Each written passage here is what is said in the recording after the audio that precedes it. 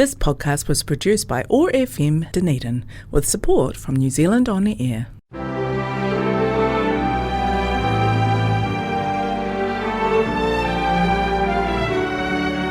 Hello and welcome to Heritage Matters, a programme brought to you by the Southern Heritage Trust. I'm Dougal Stevenson.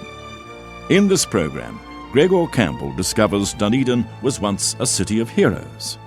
A venerable literary and arts magazine celebrates its 250th edition, and Bill Southworth delves into the history of Sir Julius Vogel. When a petrol tanker malfunctioned and careered downhill towards the city with the driver struggling to steer it out of harm's way, local people also showed how they could help protect the community from disaster. This report from Gregor Campbell. Every now and again, while scouring cemeteries for potential stories, I realise that I live in a land of heroes, or at least potential ones. People doing everyday jobs may never know if they have the courage to make the dangerous choice in a dangerous situation. One who did, in 1952, was 27-year-old petrol tanker driver John Hellier, who stuck with his out-of-control vehicle as it sped into the Dunedin CBD. He hoped to avert a disaster. He died at the wheel, as reported in the press, on November 27, 1952. Runaway petrol tanker, crash into Dunedin building, driver dies in hospital. The courage of the driver of a runaway petrol wagon in Dunedin today cost him his life. Faced with the alternative of leaping from his vehicle when he lost control of it just below the junction of Arthur Street, York Place and Rattray Street, or staying at the wheel, he chose to remain. Blowing his horn and shouting to warn other traffic, he tried to steer the heavy lorry down the half-mile length of York Place. At the foot of the hill, he attempted to steer into Falil Street away from the thick traffic of the main street, but the wagon, estimated to be travelling at 70 miles an hour, could not be checked. The driver, John Hellier, a 27-year-old married man of 5 Kilgour Street, Roslyn, died in hospital. The truck swung partially round the corner, leaned over, crashed through and flattened 2 parked cars, and somersaulted through the wall of a factory. The driver was not the only one to display bravery. As petrol poured from the upended tanker, 3 young men raced to the wreckage to extricate Mr. Hellier from the matchwood remains of the cab. Hard on their heels were 3 members of the St John Ambulance Association. Between them they freed the driver, working quickly yet coolly and thoughtful for the safety of others as they shouted warnings to keep back. The accident occurred about 11 a.m. when the tanker turned down York Place. Either the brakes failed or Mr. Hellier slipped a gear change. At once the fully loaded vehicle began to gather speed. At that stage, Mr. Hellier could have abandoned the cab without doing himself serious harm. With one hand on the horn, Mr. Hellier steered the vehicle down the middle of York Place, and halfway down the hill it was travelling at an estimated 50 miles an hour. Ewan Cameron, John Cameron and Harry Williams were in a car turning from St Andrew Street up York Place and thought for a moment that the tanker would hit their car. The tanker almost made the turn, then lurched and smashed straight into a parked car, flattening it as if it had been paper. Another car was hurled backwards and badly damaged. 2 others were slightly damaged. Crashing straight through the vehicles, the tanker rolled over and burst through the side wall of the Dominion Manufacturing Company's premises. Petrol poured from one of the 3 compartments in the hull of the tanker and from its own tank. As the tanker struck the wall, the whole building shuddered and some of the occupants thought there was an earthquake. Mr. Rhys Davies, who was working in a room inside the broken wall, suffered back injuries and had to be taken to hospital. Several young women had to be treated for shock. Messrs. Ewan Cameron, John Cameron and Williams leapt from their car and ran to the wreckage. When they reached the vehicle, the engine was still turning over and sparks flew from the distributor, but there was no fire or explosion.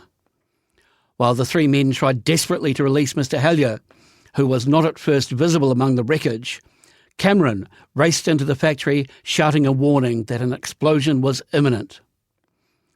Mr. R.W. Edlin, one of 3 St. John Ambulance Association men quickly on the spot, urged that the injured man should be extricated with all care.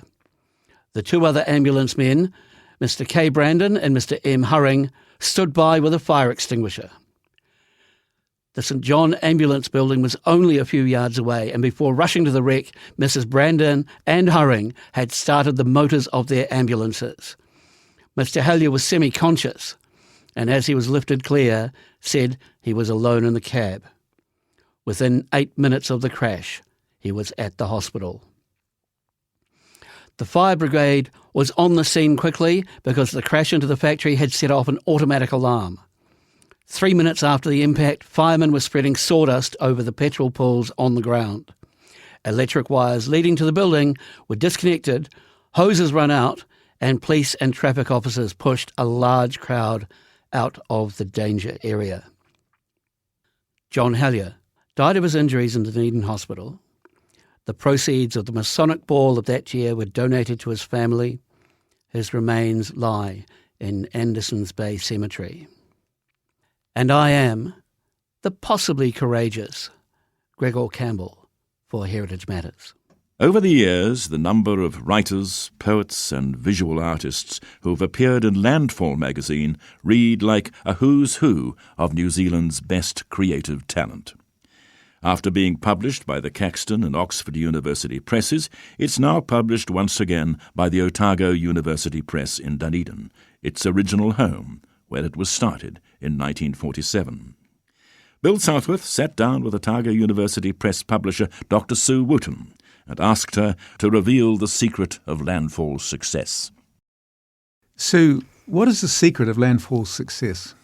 Wouldn't be a secret if I told you, but I think that it's been its flexibility over time through changing decades, different editors coming in and selecting new writers on the way through, just responsive, I think, to what's been going on in the culture. Tell me about the poet Charles Brash, its first editor.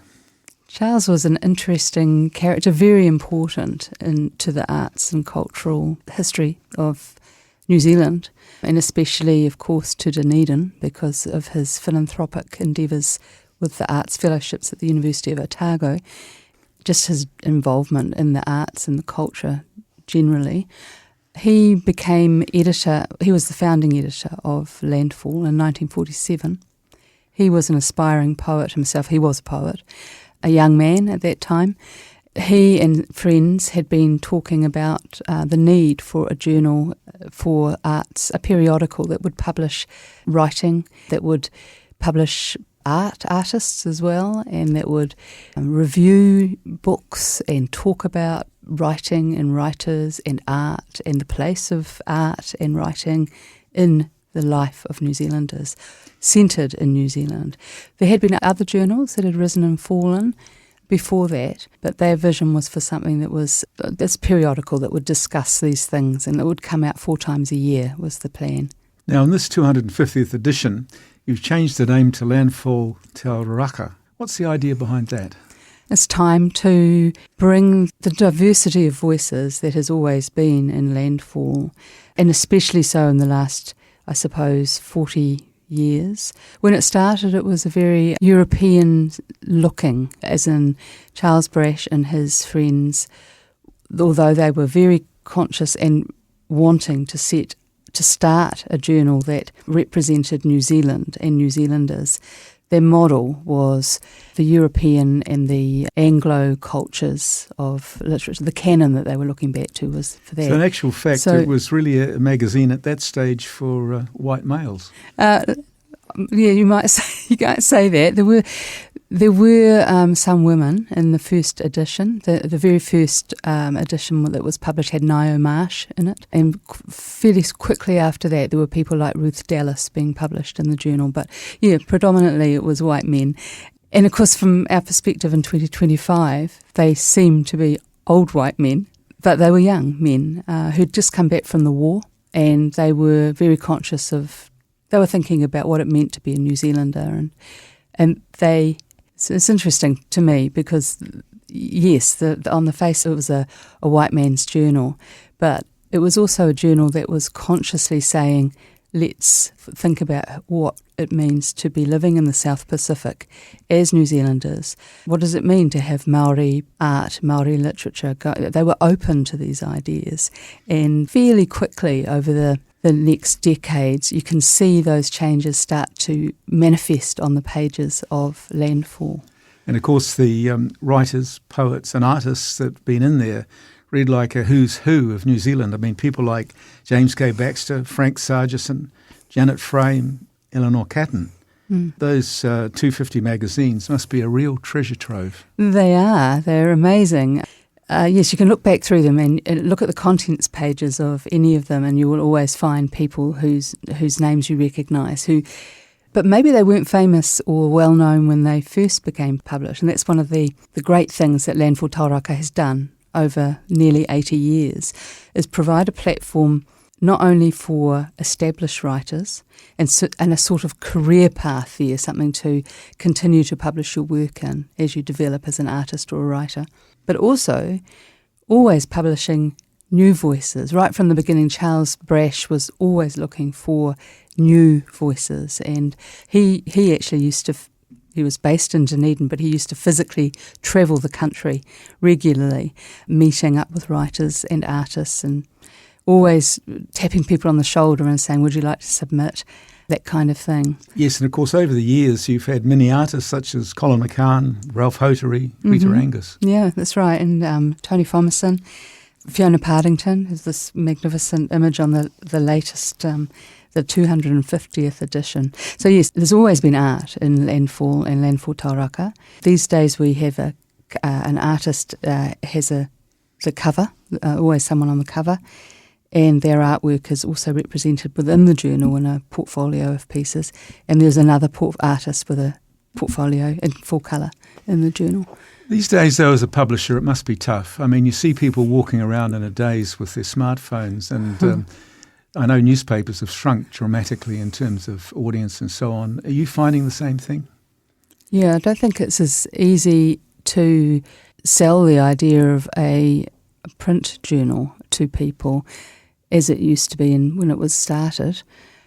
But on the other hand, counterbalancing that, there is a move for people to get real again. It's the analogue, the idea of getting back to analogue for many people is, and I'm talking about young people, is people through all generations, but there is quite a move for people to pick up a book and read it. Picking up a book, though, it's very hard to even I find you fall out of practice turning pages and staying in the moment on a book.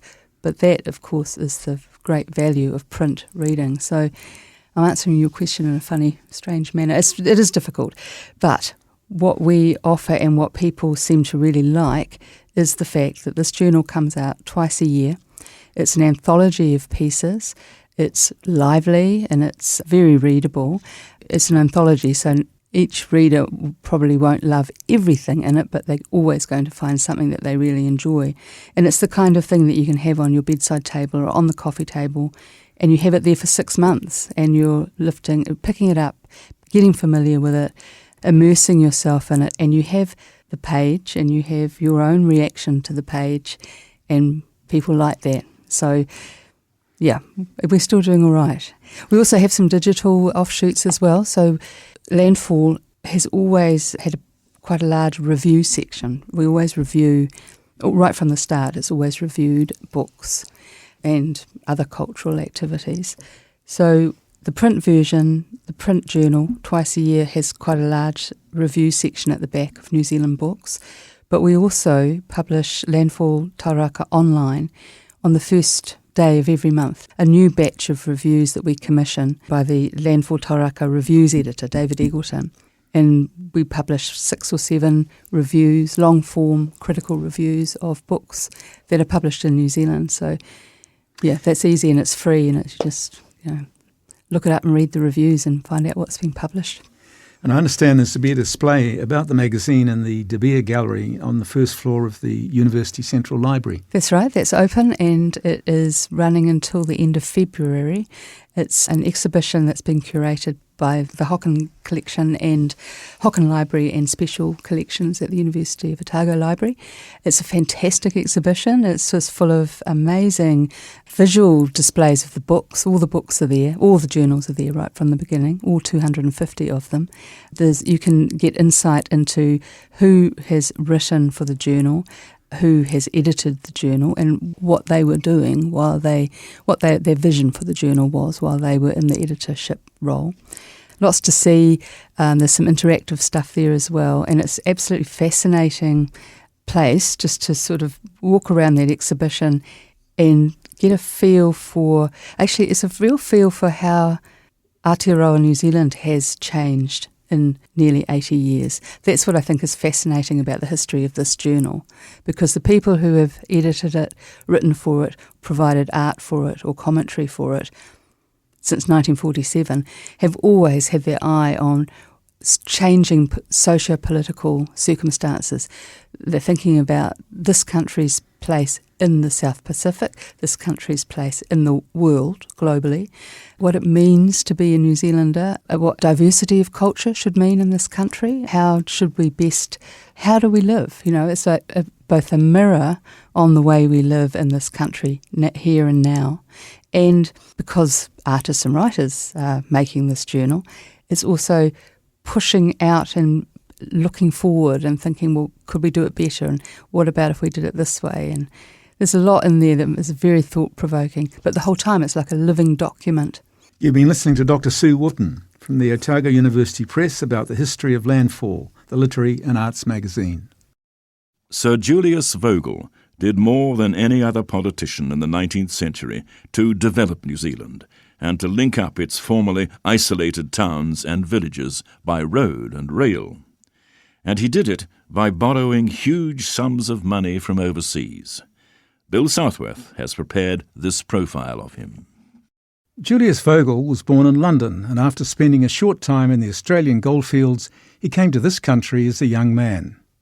He was attracted to Otago because of the gold rushes, and in 1861 became co-founder and first editor of New Zealand's first daily newspaper, the Otago Daily Times.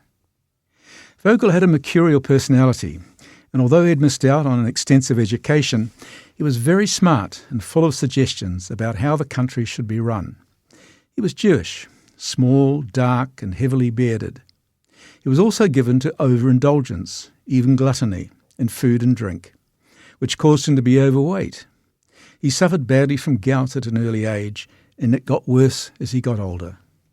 He was keen on gambling, and when publishing deadlines were near, often staff at the newspaper had to send out search parties to the Dunedin club or a private card game to find him.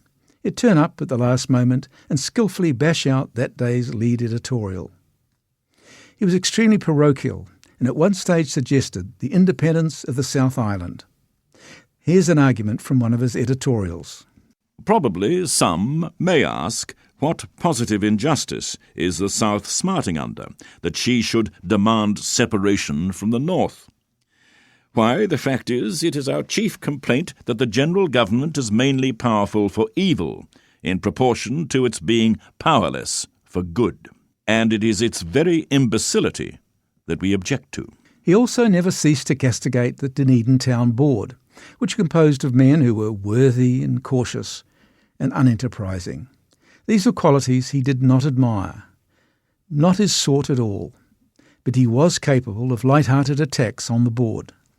To one newly arrived in the colony, it must be a matter of wonder and surprise to find Dunedin in an almost primitive condition as regards its streets and sidewalks. Let us suppose him to have escaped being bogged at his landing at the pier, The chances are that before he proceeds 100 yards, he finds himself, owing to the absence of metal and the greasy nature of the soil, performing a series of feats of equitation, which generally end in a horizontal position, much to his own confusion and the amazement of the bystanders. Should he, in his wrath, demand who is accountable for this disgraceful neglect, he will be told the town board. At this stage, he was a great proponent of local decision-making and strongly in support of the existing system of provincial government. Otago had a quarter of the country's population, and a bit like the current mayor of Auckland, he thought that size qualified it for special consideration. In 1862, Vogel stood for the Otago Provincial Council, but was defeated. The following year, he successfully stood for its Waikouaiti seat. 4 years later, he became head of the provincial government. He set his sights then on the General Assembly, the New Zealand House of Commons, and stood for the Dunedin South seat, but once again was defeated. He had a second chance to enter the General Assembly in 1863, when there was a by-election in Dunedin North during a gold rush, and many Dunedin residents had headed for the goldfields. Vogel turned up as a journalist to cover the meeting, meant to choose a new MP. There was no one there. They'd all headed off to seek their fortunes. Vogel rushed out and found 2 citizens to nominate and second him, and was duly elected unopposed. Thus began his career in national politics. The General Assembly was made up of individuals rather than parties of left or right. They would constantly come together as different groupings and break up and reform into new groups, which meant that governments lost their majorities constantly and had to stand down. Vogel worked the system well and gradually won ministerial positions, finally ending up as treasurer. However, he was looked on with suspicion by lesser minds who preferred worthiness and stability. Their suspicions were justified when Vogel, as treasurer, announced that if the country was to develop, it would need to do so by heavily borrowing in London, to fund immigration on a grand scale, as well as roads and railways. He estimated that 10 million English pounds, a fearsome sum in those days, would need to be borrowed in London. In today's dollars, it was the equivalent of 26 billion. The repayment of loans, as well as the interest on them, would mainly be repaid by the sale of land. He concluded his remarks to Parliament by saying, "We shall be told that these proposals will entail on posterity an enormous burden. Granted, but they will give to posterity enormous means out of which to meet it." New Zealand at that time was largely a series of unconnected towns and villages. The creation of linking roads and railways would allow for development and the immigration of tens of thousands of working families. The level of isolation at the time is evidenced by the fact that Vogel had to travel by boat from Dunedin to Auckland to attend Parliament. You couldn't get there by road. As A.M. Burden points out in his book, The Life and Times of Sir Julius Vogel, in 1870 he unfolded a scheme of such novelty and magnitude, such wide scope for either success or failure, that it at once became a major subject of contention, drawing its partisans and its critics into bitterly hostile groups. From that memorable day in June, when he stood up in the House to explain his public works and immigration policy, he became to some a great statesman, and to others a dangerous visionary, but withal a man of mark and an outstanding figure throughout the Australasian colonies. Vogel's plan was approved by Parliament, but in Otago it aroused opposition. It was feared that land for immigrants would mainly be taken from Otago and Canterbury, and not from the North Island, which had been bankrupted by the land wars. When Vogel went back to Dunedin at the end of 1870, he was howled down at a public meeting in the city, where only a short time ago he had been so popular. The Otago Daily Times described the manner of this reception. "The building was crammed to suffocation.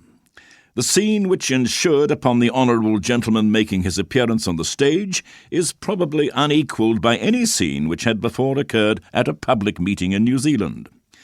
For 3/4 of an hour Mr. Vogel vainly endeavoured to make himself heard.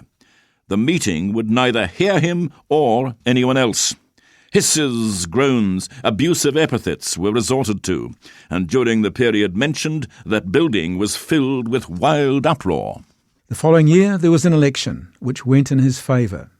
He had moved to Auckland by then and was returned unopposed to the Auckland City East seat. He began a series of overseas trips to raise money for his schemes, raising first a loan of £1.2 million in London. It was the first of many overseas trips, for which he attracted criticism. He was a big-picture man and not interested in dealing with the detail of what he regarded as minor matters. He actually left his government departments in the care of others, which attracted further criticism. Although not perfect, his borrowing scheme worked. 70,000 immigrants were assisted to New Zealand, and many hundreds of miles of railways and roads were built, including the main trunk lines in both islands. As author R.M. Burden points out, if Vogel's policy had entailed on posterity an enormous burden, it had also gone some way towards providing posterity with enormous means out of which to meet it. His next big move was the abolition of provincial governments. The beautiful and potentially very commercial valuable native forests of the country had been ravaged by the provinces to clear land and provide timber. In an attempt to stop the process, and also to provide land for railway development, Vogel introduced bills into Parliament. These were vigorously opposed by the provinces, so Vogel, the former promoter of provincialism, successfully set out to abolish them. During the post-gold rush depression, Vogel's policy stimulated New Zealand economy and helped the country to develop. He was Premier from 1873 to 75 and was knighted in 1875. He had another 6 months as Premier in 1876, but his popularity waned, partly because he spent so much time overseas trying to establish or expand steamship, cable and economic links with the United States, Britain, the Pacific Islands and Australia. In 1876 he became the country's Agent General with the British government. In 1888 he stood successfully for Christchurch North and had another stint in Parliament. His health, though, was so bad that he had to hobble in and out of Parliament with 2 walking sticks. During that time, he unsuccessfully tried to pass legislation giving votes to women, probably inspired by his feminist wife, Mary. Vogel finally quit New Zealand and returned to England in 1888. Dunedin's Vogel Street is named after him, as are suburbs in New Plymouth and Wellington. Despite the great changes he brought about, he had only been in New Zealand for 18 years. This is Bill Southworth reporting. This show will be replayed on Thursday the 20th of November at 1 p.m. and Sunday the 9th and the 23rd of November at 7 p.m. As Aotearoa New Zealand's national heritage agency, Heritage New Zealand Pohere Taonga is proud to sponsor Heritage Matters. Celebrate our heritage by becoming a member to visit more than 20 heritage places we care for across the motu for free. You'll receive a subscription to our award-winning magazine, exclusive member events, and free or discounted admission to over 1,000 international heritage places. Support the heritage of Aotearoa New Zealand. Check out visitheritage.co.nz. This podcast was produced by OAR FM Dunedin with support from New Zealand On the Air.